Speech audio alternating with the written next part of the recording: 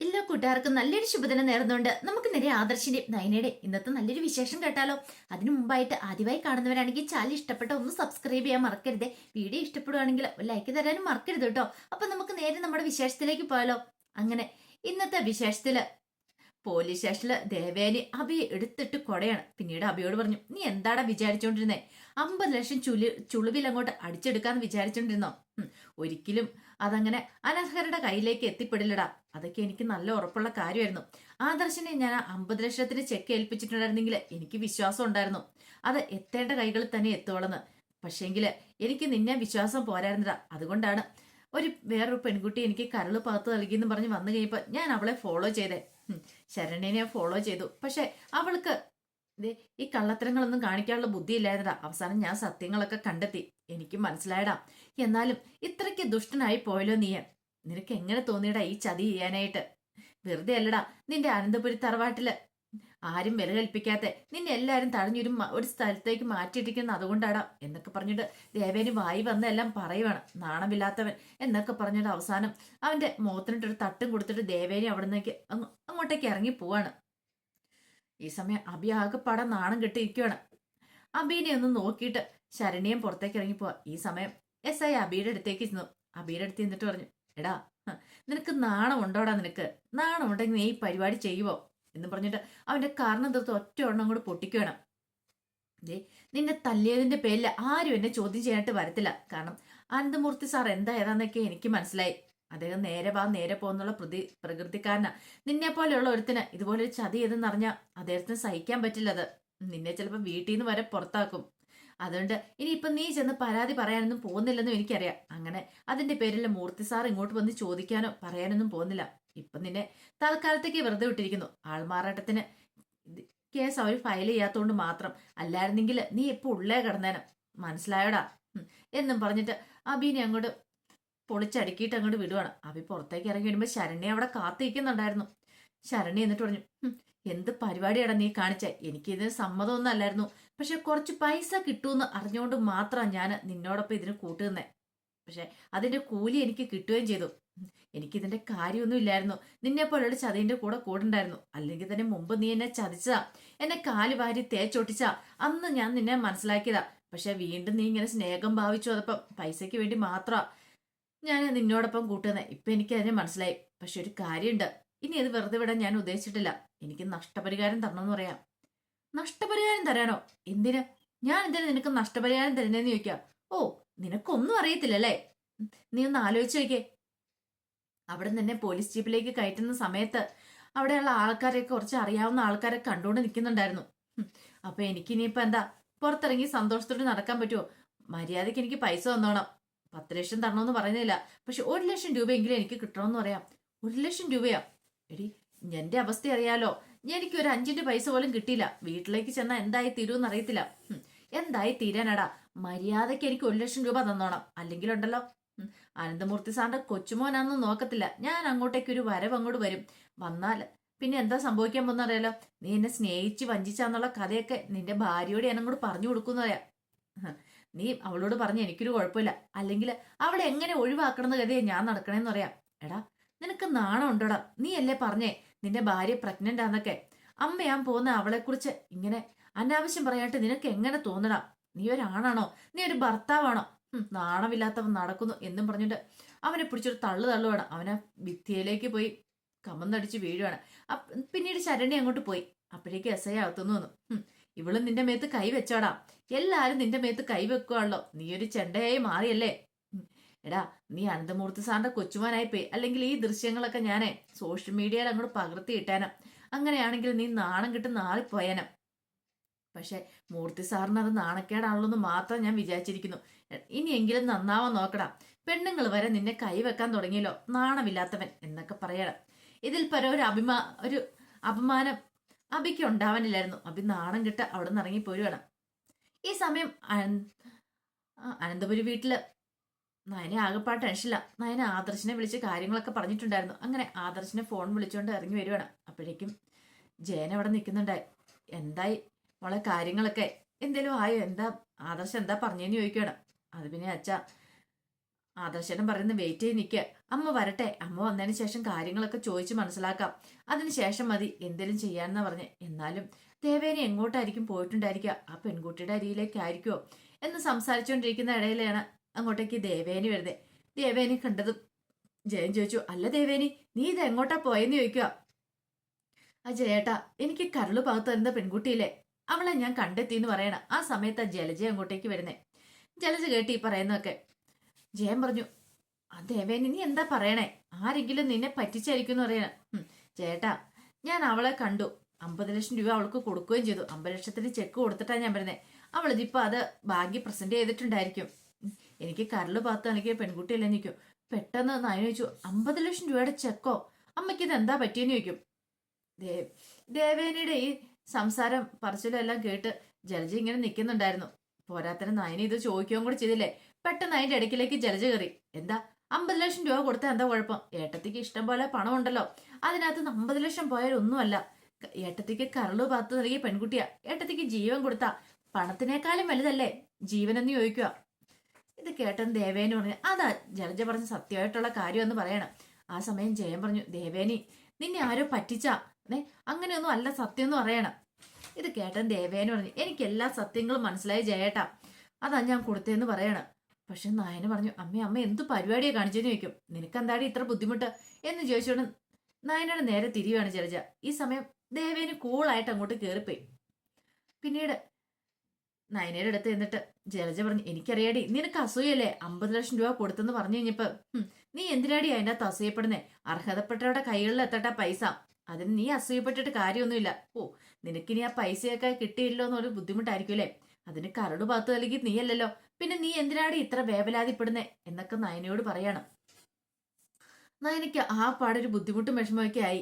കാരണം അമ്മ ചെന്ന് പെട്ടിരിക്കുന്നത് ചതിക്കുഴിയിലാണല്ലോ എന്നൊരു ചിന്ത നയനയുടെ മനസ്സിലേക്കും വരുവാണ്. പിന്നീട് നന്ദു ഇങ്ങനെ ഫോണിനകത്ത് നോക്കിക്കൊണ്ടിരിക്കുക. പെട്ടെന്ന് നന്ദുവിന് സന്തോഷം കൊണ്ട് എന്ത് ചെയ്യണം നടത്തില്ല. നന്ദു അവിടെ നിന്ന് തുള്ളിച്ചാടി അകത്തേക്ക് അമ്മയെ അച്ചാന്ന് വിളിച്ചോണ്ട് അകത്തേക്ക് ഓടി ചെല്ലുവാണ്. അപ്പോഴേക്കും ഗോവിന്ദൻ അങ്ങോട്ട് വന്നു. ഗോവിന്ദനെ കണ്ടതും നന്ദു ഓടിപ്പോയി കെട്ടിപ്പിടിക്കുകയാണ്. എന്താ മോളെ, എന്താ ഭയങ്കര സന്തോഷത്തിലാണോ മോളെന്ന് പറയണം. അതെ അച്ഛാ, ഞാൻ ഭയങ്കര സന്തോഷത്തിലാന്ന് പറയണം. കാര്യം എന്താന്ന് പറ. അപ്പോഴേക്കും കനകയും വന്നു. കനകേനെ ഓടിപ്പോയി കെട്ടിപ്പിടിക്കുന്നുണ്ട്. എന്താ നന്ദൂട്ടാ, നിനക്ക് ഭയങ്കര സന്തോഷമാണല്ലോ എന്ന് പറയാം. അതെ, കാര്യം എന്താണെന്നറിയാവോ, ഞാനേ SI ടെസ്റ്റ് പാസ്സായി അമ്മ എന്ന് പറയണേ. പാസ്സായോ? അതെ. ആഹാ, കൊള്ളാലോ. എന്റെ ഭഗവാനെ, നീ കാത്തിരിച്ചു. അങ്ങനെ ജോത്സ്യം പറഞ്ഞ കാര്യങ്ങളൊക്കെ സത്യമായിക്കൊണ്ടിരിക്കുക എന്ന് പറയാണ്. നന്ദു പറഞ്ഞു, എനിക്ക് ഇപ്പോഴും ഒരു സമാധാനമായെന്ന് പറയാം. ഓ, ഇനി വേണം എന്നൊക്കെ പറഞ്ഞു കഴിയുമ്പത്തേനും പെട്ടെന്ന് കനക പറഞ്ഞു, ഒരു കാര്യം പറഞ്ഞേക്കാം. ദേ, നീക്ക് ടെസ്റ്റ് പാസ്സായി, ഇനിയിപ്പം ജോലി കിട്ടിയെന്ന് പറഞ്ഞോണ്ട് നീ ഒത്തിരി ഇതാവാൻ പോണ്ട, അടുത്ത കീഴ്ക്കാടൻ ജോസ് ആവാൻ പോണ്ടെന്ന് പറയണേ. എൻ്റെ അമ്മേ, ഞാനൊരു കീഴ്ക്കാടൻ ജോസ് ആവുന്നില്ല. പക്ഷെ അറിയാലോ, നേരെ പോന്നുള്ള പ്രകൃതം എനിക്ക്. ടെസ്റ്റ് പാസ്സാവാതെ SI ആവാതെ ഇതൊന്നും ഇല്ലാതെ തന്നെ മനുഷ്യന് നേരെ നടക്കത്തില്ല. അപ്പൊ പിന്നെ നീ SIയും കൂടെ ആയാലുള്ള സ്ഥിതി എന്തായിരിക്കും എന്ന് ചോദിക്കാം. അമ്മേ, ഇങ്ങനെ പറയൊന്നും വേണ്ട കേട്ടോ. ഞാൻ ഇന്ന് വരെ നിറയില്ലാത്ത കാര്യത്തിന് വേണ്ടി പ്രവർത്തിച്ചിട്ടുണ്ടോ? സത്യമായിട്ട് കാര്യത്തിന് വേണ്ടിയിട്ടല്ല ഇറങ്ങി തിരിച്ചിരിക്കുന്നത്, അല്ലാത്ത ഒരു കാര്യത്തിന് ഇറങ്ങി പുറപ്പെട്ടില്ലോ എന്ന് പറയണം. ഇത് കേട്ടപ്പോൾ ഗോവിന്ദൻ പറഞ്ഞു, അത് ശരിയായിട്ടുള്ള കാര്യമാണെന്ന് പറയാം. എൻ്റെ ഏറ്റവും വലിയ ആഗ്രഹമായിരുന്നു ഒരു പോലീസ് യൂണിഫോം എന്ന്. അതങ്ങനെ യാഥാർത്ഥ്യമായിരിക്കും എന്ന് പറയണം. ഇപ്പൊ തന്നെ എനിക്ക് അനന്തപുരിയിലേക്ക് പോകണമെന്ന് പറയും. ഇത് കേട്ടപ്പോൾ കനകയുടെയും ഗോവിന്ദന്റെ മുഖവും കൂടെ മാറി. എന്തിനാ മോളെ അനന്തപുരിയിലേക്ക് പോന്നേ? അമ്മേ, എന്റെ ചേച്ചിമാരോട് ഈ സന്തോഷ വാർത്ത പറയണ്ടേ? അവർക്ക് ഇത് കേട്ട് കഴിഞ്ഞപ്പോ എന്ത് സന്തോഷമാവെന്നറിയാവോ? അത് മോളെ ഫോണിൽ കൂടെ വിളിച്ചു പറഞ്ഞാൽ പോലെ. നേരിട്ട് കണ്ട് പറയണം. അതിന്റെ ത്രില്ലൊന്ന് വേറെ തന്നെയാ നേരിട്ട് പറയുന്നതിന്റെ. അവരുടെ മുഖത്തെ ആ സന്തോഷം അപ്പോഴാണ് എനിക്ക് ശരിക്കും കാണാനായിട്ട് പറ്റുന്നേ. ഞാൻ ഇപ്പൊ തന്നെ പോവാ, ഞാൻ പോയി റെഡിയായിട്ട് വരട്ടെ എന്ന് പറഞ്ഞിട്ട് നന്ദു സന്തോഷത്തോടെ അകത്തേക്ക് പോവാണ്. ആ സമയം കനക ഗോവിന്ദനോട് പറഞ്ഞു, കണ്ടില്ല അവളുടെ മുഖത്തെ സന്തോഷം എത്രമാത്രമാണ്. ഇനി എവിടെയായിരിക്കും എന്തോ നിയമനമൊക്കെ കിട്ടുന്നേ. പെട്ടെന്ന് ഗോവിന്ദൻ പറഞ്ഞു, അതിന് ട്രെയിനിങ്ങും കാര്യങ്ങളൊക്കെ കഴിയണ്ടേ, അത് കഴിഞ്ഞാലേ നിയമനമൊക്കെ ആവുള്ളൂ. അതിന് ഇനി സമയമുണ്ടല്ലോ, നീ അതിനെക്കുറിച്ച് ഓർത്ത് ഇപ്പോഴും ടെൻഷൻ അടിക്കേണ്ട കാര്യമൊന്നും ഇല്ലെന്ന് പറയാം. എന്നാലും അവൾ അനന്തപുരിയിലേക്ക് പോവാന്ന് പറഞ്ഞാൽ അതിനിപ്പോ എന്താ കുഴപ്പമിരിക്കണേ? അവള് പോയിട്ട് വരട്ടെ, അവളുടെ സന്തോഷമല്ലേ നമുക്ക് സന്തോഷമുള്ള കാര്യമല്ലേ എന്ന് പറയാണ്. പിന്നീട് മുത്തശ്ശിയും ദേവേനിയും ഇങ്ങനെ ജലജയൊക്കെ സംസാരിച്ചുകൊണ്ടിരിക്കുകയാണ്. ആ സമയത്താണ് അങ്ങോട്ടേക്ക് അബിയുടെ വരവ്. അബീനെ കണ്ടു കഴിഞ്ഞപ്പോഴത്തേനും പെട്ടെന്ന് ജലജ അങ്ങോട്ട് ചെല്ലുവാണ്. അപ്പൊ ഇത്രയും സമയമായിട്ട് അഭിനെ കാണാതെ വന്നപ്പോ അഭിനെ കാത്തിരിക്കുമായിരുന്നു. അവനിത് എതിലേ പോയെന്നറിയത്തില്ല. ഇടയ്ക്ക് ഒന്ന് രണ്ട് വട്ടം വിളിച്ചു നോക്കിയിട്ടുണ്ടായിരുന്നു, വിളിച്ചിട്ട് കിട്ടുന്നില്ലായിരുന്നു. അല്ലെങ്കിലും എനിക്കറിയാം, പൈസ കിട്ടിക്കഴിഞ്ഞപ്പോഴത്തേനും അവൻ കണ്ട പെണ്ണുങ്ങളുടെയൊക്കെ കൂടെ കറങ്ങി നടക്കുവാന്ന് തോന്നേ. മിക്കവാറും ആ പെണ്ണിന്റെ കൂടെ കറങ്ങി നടക്കുമായിരിക്കും. അതായിരിക്കും അവനെ കാണാത്തെന്നൊക്കെ ഓർത്തോണ്ടാണ് ജലജ ഇങ്ങനെ ഇരുന്നേ. പിന്നെ ജലജയുടെ നോട്ടം ഇരിപ്പം കണ്ടപ്പോ തന്നെ മുത്തശ്ശി പറയുകയും ചെയ്തു, നിന്റെ മകനല്ലേ, അവൻ എപ്പോഴാ വരുന്നേ എപ്പോഴാ പോണെന്നൊക്കെ ആര് കണ്ടു, ഭാര്യ പ്രഗ്നന്റ് ആണെന്നൊരു ചിന്ത പോലും അവനില്ല എന്നൊക്കെ മുത്തശ്ശി കുറ്റപ്പെടുത്തുന്നുണ്ടായിരുന്നു. ആ സമയത്താണ് അബിയുടെ കടന്നുവരവ്. അബി വന്നു കഴിഞ്ഞപ്പോഴത്തേനും ജലജ അങ്ങോട്ട് ചെന്ന് നോക്കിക്കഴിഞ്ഞപ്പോ അബിയുടെ കർണത്ത് പാട്. എടാ മോനെ, എന്ത് പറ്റിയടാ, നിന്നെ ആരെങ്കിലും തല്ലിയോ, എന്താടാ മോനെ നിന്റെ കവിളത്തൊരു പാടെന്ന് ചോദിക്കാം. ഇത് കേട്ടപ്പോ ദേവേനി പറഞ്ഞു, അതെ പാടെന്താന്ന് അവനോട് ചോദിച്ചു വെക്ക, ഇനി അവന് പറയാൻ ബുദ്ധിമുട്ടാണെങ്കിൽ ഞാൻ പറയാൻ പാടെന്താന്നുള്ള പറയാന്ന് പറയാണ്. ജലജ ഒരു നിമിഷം ഞെട്ടിപ്പോയി. എന്താടാ അബി, നിനക്കിത് എന്താ പറ്റിയെന്ന് ചോദിക്കണം. അപ്പോഴേക്കാണ് നവിയും നയനയും കൂടെ അങ്ങോട്ടേക്ക് ഇറങ്ങി വരുന്നത്. ആ സമയം ജയൻ പറഞ്ഞു, എന്താടാ നീ വല്ല അടിപിടി കേസിലും പോയി പെട്ടോന്ന് ചോദിക്കണം. ദേവേന് പറഞ്ഞു, അതൊന്നും അല്ല ജയേട്ടാ കാര്യം എന്ന് പറയാണ്. കാര്യം നിസ്സാരമായിട്ടുള്ള കാര്യമല്ലെന്ന് പറയാണ്. കാരണം ജയനും നയനയും കൂടെ ബാങ്കിലേക്ക് വിളിച്ചിട്ടുണ്ടായിരുന്നു. ഈ ചെക്കൊക്കെ കൊടുത്തെന്ന് കഴിഞ്ഞ് കഴിഞ്ഞപ്പോഴത്തേനും അതിനിപ്പം അവിടെ കൊണ്ട് പ്രസന്റ് ചെയ്യുവാന്ന്, ബാങ്കിൽ കൊണ്ട് പ്രസന്റ് ചെയ്യുമെന്ന് അറിയാൻ വേണ്ടിയിട്ട് വിളിച്ചിട്ടുണ്ടായിരുന്നു. പ്രസന്റ് ചെയ്തോന്നൊക്കെ അറിയാൻ വേണ്ടിയിട്ട് ജയൻ വിളിച്ചിട്ടുണ്ടായിരുന്നു. പക്ഷെ അങ്ങനെ വിളിച്ചു കഴിഞ്ഞപ്പോഴത്തേനും ജയനെ അറിയാനായിട്ട് കഴിഞ്ഞത് അവിടുന്ന് ബാങ്കിൽ നിന്ന് പറഞ്ഞു, ഒരു ചെക്ക് കൊണ്ടുവന്നായിരുന്നു, പക്ഷെ അത് ബൗൺസ് ആയി പോയെന്ന് പറയാണ്. കാരണം അക്കൗണ്ടിൽ പണമില്ലായിരുന്നു പറഞ്ഞു. പണമില്ലെന്ന് ചോദിച്ചു കഴിഞ്ഞപ്പോൾ അവർ പറഞ്ഞു, ഇല്ല സാർ, അക്കൗണ്ടിൽ പണമില്ല, അവരുടെ അക്കൗണ്ടിൽ 5000 രൂപ കൊണ്ട് മാത്രമേ ഉള്ളൂ, അത് കൂടുതൽ പൈസ ഇല്ലെന്ന്. പക്ഷെ അതിന്റെ രഹസ്യം എന്താണെന്ന് ജയനോ ഈ പറയുന്ന നയനയ്ക്കോ മനസ്സിലായിട്ടുണ്ടായിരുന്നില്ല. എന്തോ ഒരു കളി കളിച്ചിട്ടുണ്ടെന്ന് മനസ്സിലായി. കാരണം ജയൻ അറിയാം അക്കൗണ്ടിൽ കുറെ പണം ഉള്ളതാ ദേവേനയുടെ. അപ്പൊ ദേവേനെ ആ പണം വേറെ അക്കൗണ്ടിലേക്ക് മാറ്റിയോ, അതാ ഇനിയിപ്പൊ എന്താ സംഭവിച്ചതെന്ന് അറിയത്തില്ല. അപ്പൊ ബാങ്കുകാർ പറഞ്ഞിട്ടുണ്ടായിരുന്നു, പണമുള്ള അക്കൗണ്ട് അല്ല വേറൊരു അക്കൗണ്ടാണ് തന്നിരിക്കുന്നതൊക്കെ. അപ്പൊ അതിനെക്കുറിച്ചൊന്നും ജയനും അറിയില്ല. അപ്പൊ അതിന്റെ ഒരു ടെൻഷനും കൂടെ ഉണ്ടായിരുന്നു ജയനും നയനയ്ക്കാണെങ്കിലും എന്താ സംഭവിച്ചെന്ന് അറിയാത്ത. അങ്ങനെ ആ രഹസ്യങ്ങളൊക്കെയാണ് ദേവേനെ വെളിപ്പെടുത്തുന്നത്. അങ്ങനെ എല്ലാവരും സംസാരിച്ചുകൊണ്ടിരിക്കുന്ന സമയത്ത് ദേവേന് പറഞ്ഞു, അവനൊന്നും പറയത്തില്ല അബി, അല്ലെങ്കിലും അവൻ എന്താ കാണിച്ചെന്നറിയാവോ, അവൻ ഈ കുടുംബത്തെ ചതിക്കാൻ നോക്കി, അവനെ ആൾമാറാട്ടം നടത്താൻ നോക്കി എന്ന് പറയാണ്. ഇത് കേട്ട് കഴിഞ്ഞപ്പോഴത്തേനും ജലജ പറഞ്ഞു, ഇവൻ ആൾമാറാട്ടം നടത്താനോ, ഏടത്തി എന്താ പറയണേ, എനിക്കൊന്നും അങ്ങോട്ട് മനസ്സിലാവുന്നില്ലെന്ന് പറയാം. പറഞ്ഞു കൊടുക്കടാ അങ്ങോട്ട്, ഇവൻ എന്ത് പരിപാടി കാണിച്ചെന്നറിയാവോ, ഇവന് എന്നെ ചതിക്കുമായിരുന്നു. ഒരു പെൺകുട്ടിയാ എനിക്ക് കരള് പാത്ത് നൽകിയെന്നും പറഞ്ഞുകൊണ്ട് ആ പെൺകുട്ടിയുടെ അടുത്തേക്ക് എന്നെ കൂട്ടിക്കൊണ്ടുപോയി. പിന്നെ ഞാൻ അതെല്ലാം വിശ്വസിച്ചെന്ന് കരുതി ഇവൻ എന്നെ കൂട്ടിക്കൊണ്ടുപോയിട്ട് 50 ലക്ഷം രൂപയുടെ ചെക്ക് ആ പെൺകുട്ടിക്ക് കൈമാറി എന്നെ പറഞ്ഞു പറ്റിച്ചു. പക്ഷെ എനിക്കറിയായിരുന്നു ഞാൻ ഇത് കേട്ടാ ഞാൻ അങ്ങോട്ട് വിശ്വസിക്കുവോ. ഇവൻ അങ്ങനെ ഒരു കാര്യം പറഞ്ഞപ്പോ തന്നെ, ഒരു പെൺകുട്ടിയുണ്ട്, ആ പെൺകുട്ടിയെ കരള് പാത്ത് നൽകിയ ഞാൻ ആ പെൺകുട്ടിയെ കണ്ടെത്തി എന്നൊക്കെ പറഞ്ഞപ്പോ തന്നെ, ആ പെൺകുട്ടി ഫോട്ടോ കാണിച്ചു കഴിഞ്ഞപ്പോ തന്നെ ഞാൻ ആ ഫോട്ടോസ് എന്ത് ചെയ്തു, കൊണ്ടുപോയി ഹോസ്പിറ്റലിലെ ഡോക്ടേഴ്സിനെ കാണിച്ചു. അവർക്ക് എന്നോട് പെൺകുട്ടിയുടെ പേരാ പറയാനും അല്ലെങ്കിൽ പെൺകുട്ടി ആരാന്ന് കാണിച്ചു തരാനും ബുദ്ധിമുട്ടുള്ളൂ. പക്ഷെ വേറൊരു പെൺകുട്ടിയുടെ ഫോട്ടോ കണ്ട് കാണിച്ചെന്നാൽ അവരല്ല ഈ കരള് പാത്ത് നൽകിയ എന്നുള്ള കാര്യം അവരെന്നോട് പറയും. ആ ഫോട്ടോ കണ്ടൊരു ഡോക്ടർ പറഞ്ഞു, ഈ പെൺകുട്ടിയല്ല ദേവേനിക്ക് കരള് പാത്ത് നൽകിയെന്ന് പറഞ്ഞു. ഞാൻ അപ്പോഴേ സത്യങ്ങൾ അറിഞ്ഞു. പക്ഷെ സത്യങ്ങളൊന്നും അറിഞ്ഞിട്ട് ഞാൻ അറിഞ്ഞതായിട്ട് ഭാവിച്ചില്ല. ഇവൻ എത്രത്തോളം വരെ പോകുന്നല്ലോ അറിയാൻ വേണ്ടിയിട്ടാ ഞാനിന്ന് പോയത്. അവിടെ വെച്ച് ഇവന്റെ കള്ളത്തരങ്ങൾ പൊളിച്ചടുക്കി എന്റെ കയ്യിൽ നിന്ന് 50 ലക്ഷം രൂപ തട്ടിയെടുക്കാൻ വേണ്ടിയിട്ടായിരുന്നു ഇവന്. ആ പെൺകുട്ടിക്ക് 10 ലക്ഷം കമ്മീഷനും ഇവന് ബാക്കി 40 ലക്ഷം എന്ന് പറയണം. ഇത് കേട്ടതും മുത്തശ്ശി ചോദിച്ചു, എന്നാലും അബി നീ ഇങ്ങനത്തെ ഒരുത്തനായിരുന്നല്ലോ, സ്വന്തം വീട്ടിൽ തന്നെ നീ ഇങ്ങനെയൊക്കെ ചെയ്യാൻ നോക്കില്ലോ എന്ന് പറയണം. പെട്ടെന്ന് ജലജ എന്ന് കൃത്രിമമായിട്ട് ദേഷ്യം അഭിനയിച്ച് അവന്റെ കർണത്തൊന്ന് പൊട്ടിക്കുകയാണ്. എടാ നീ എന്ത് പരിപാടിയാ കാണിച്ചതെന്ന് ചോദിച്ചോണ്ട്. ഇത് കേട്ടപ്പോ ദേവേന് പറഞ്ഞു, വേണ്ട, ഇനി കൂടുതൽ ആരുടെ അഭിനയം ഒന്നും വേണ്ട, എല്ലാം ഞങ്ങൾക്ക് മനസ്സിലായെന്ന് പറയണം. നബി പറഞ്ഞു, ശരി, നാണം ഉണ്ടോടാ നിനക്ക് എങ്ങനെ ചെയ്യാൻ തോന്നിയിടാ ഇങ്ങനെയൊക്കെ.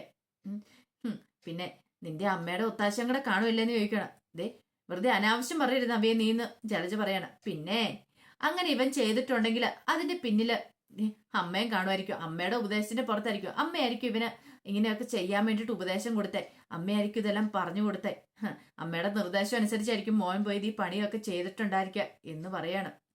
ഇത് കേട്ട് ഞാൻ വീണ്ടും ജലജയ്ക്ക് ദേഷ്യം വന്നു. ജലജ പറഞ്ഞത് നബി അനാവശ്യം പറയലെന്ന് പറയണം. അനാവശ്യമല്ല, ഉള്ള കാര്യം പറഞ്ഞെന്ന് പറയും. പെട്ടെന്ന് ജലജ വീണ്ടും ചെന്ന് അബീനെ അടിക്കാൻ തുടങ്ങിയിട്ട്, മനുഷ്യൻ നീ നാണം കെടുത്തൂലോടാ എന്നൊക്കെ പറയുമ്പോഴത്തേനും ജയൻ ഇടയ്ക്കേക്ക് കയറി പറഞ്ഞു, വേണ്ട, ഇനിയിപ്പോൾ ആരുടെയും വലിയ നാടകങ്ങളും കാര്യങ്ങളും ഒന്നും ഇവിടെ വേണ്ടാന്ന് പറയാണ്. ഇത് കേട്ട് കഴിഞ്ഞപ്പോൾ എന്ത് ചെയ്യണമെന്ന് അറിയത്തില്ലാതെ ആകെപ്പോടെ കിളി പോയി സമതയേറ്റിയ അവസ്ഥയിൽ ജലജ അബിയൊക്കെ നിൽക്കുകയാണ്. അപ്പൊ അതിന്റെ വിശേഷങ്ങളൊക്കെയാണ് നമ്മൾ കണ്ടേ. ഇതിന്റെ ബാക്കി വിശേഷങ്ങളായിട്ട് വൈകുന്നേരത്തെ പ്രൊമോയി വരാട്ടോ. അതോടൊപ്പം തന്നെ ഇത് കൂടാതെ തന്നെ ബാക്കി കിരണിന്റെയും കല്യാണിയുടെയും സേതുവിന്റെയും പല്ലവിയുടെയും എല്ലാവരുടെയും വിശേഷങ്ങളൊക്കെ ചാനലിനകത്ത് അപ്ലോഡ് ചെയ്യുന്നുണ്ട് കേട്ടോ. മറക്കാതെ എല്ലാവരും കയറി കാണണേ. ഒരിക്കൽ കൂടി എല്ലാവർക്കും നല്ലൊരു ദിവസം ആശംസിച്ചുകൊണ്ട് നിർത്തുന്നു. നന്ദി.